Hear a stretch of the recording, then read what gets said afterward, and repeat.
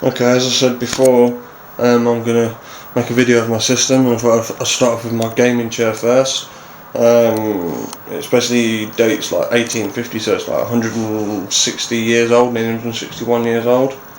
Not very comfortable at all. It's called a broomback chair, just in case you're wondering. Put my cigarette down. Okay, now excuse the lights everywhere. I like to put them up because it was quite dark in here. Okay, right, I've got the 800D. So you can see that. Inside we have two 480s. In fact, I'm going to pop the side off. I'll show you what's inside. I'm not blinded by this light. Okay, now.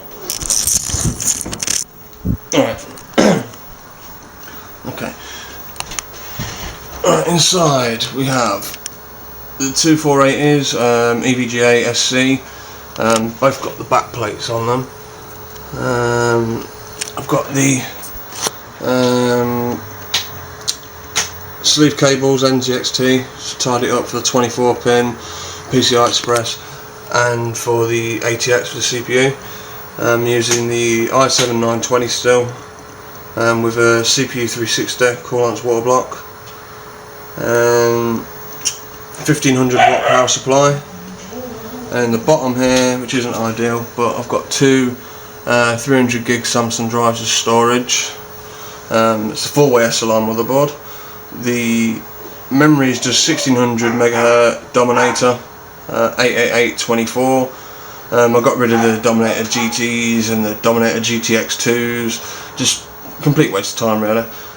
In the top we have a EK Coolstream radiator and 3 Coolermaster Excalibur fans, and in the front we are using the RP1000 pump and res from Coolants, a Zalman fan controller. In the bay here, you're probably not even going to be able to see it. No, you're not. But anyway, there's two Intel G2 SSDs, 160 gig each, and two Raptors, also I think they're the 74 gigs. I just record like fraps and stuff to them.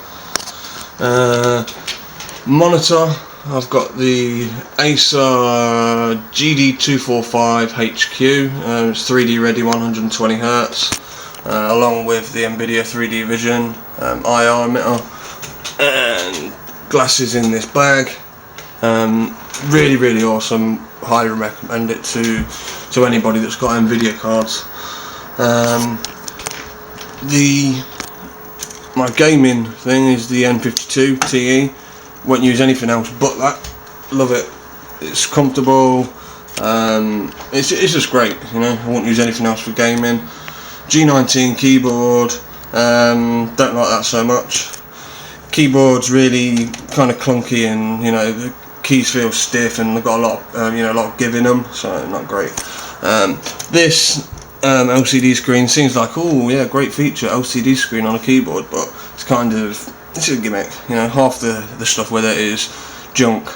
You know, the clock's okay, but I've got a clock on my monitor, I don't need that.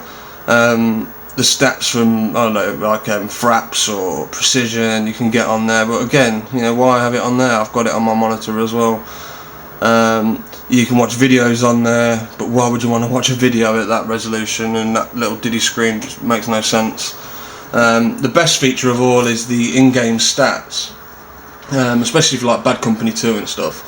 But you know, the games that are coming out, they don't seem to be bringing out these new backgrounds for the games. So pretty much one game that I own has it, and that's Bad Company 2. The rest, it doesn't even, you know, it's not even got a profile or whatever for them.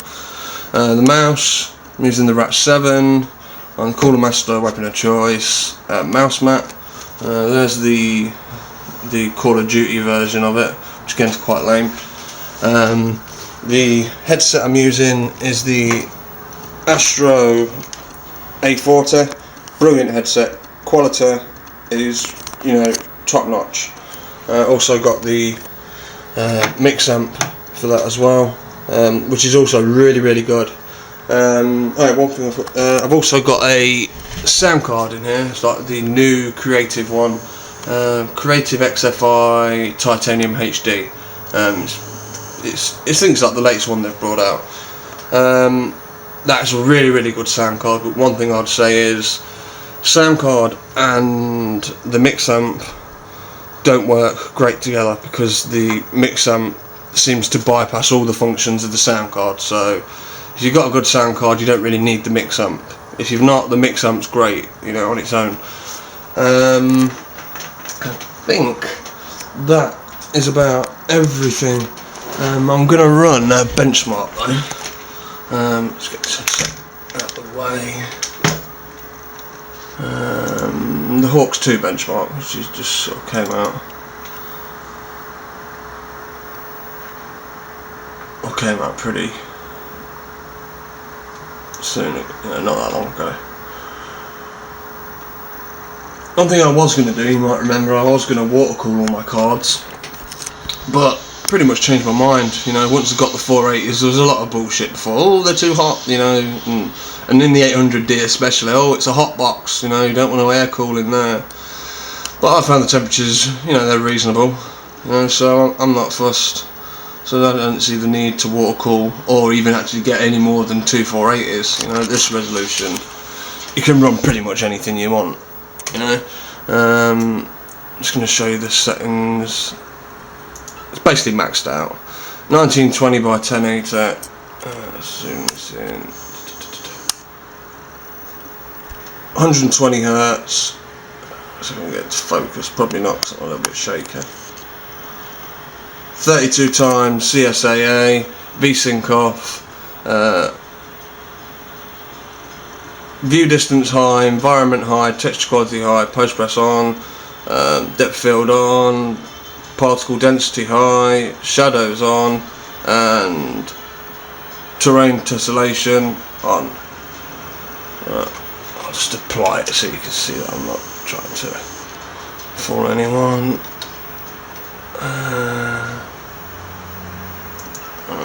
Benchmark. There we go. The terrain in this really is really good. You know, it's pretty much photorealistic at times, it seems. You can't grumble at that. I think the DX11, the tessellation is actually on the terrain, so maybe that accounts for why it looks so good. But it really does look good, and in 3D it looks awesome.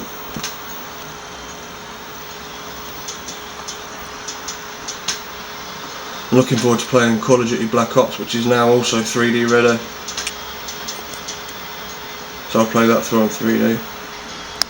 I mean, it's impossible for me to basically do a video to show you how good 3D is, so you really got to try it for yourself. I know a lot of stores around the country and around the world, I suppose, do like NVIDIA 3D demonstrations every now and again, so if you've got one close to you, get down there and try it out, because it is really good. There you go. Maximum 336, average 180, and that's 32 times AA. So, yeah, good performance. If you've got one card, you'll run this great. You know, I suppose if you've got a 460, you'd probably still be able to run it great. Alright, thanks for watching.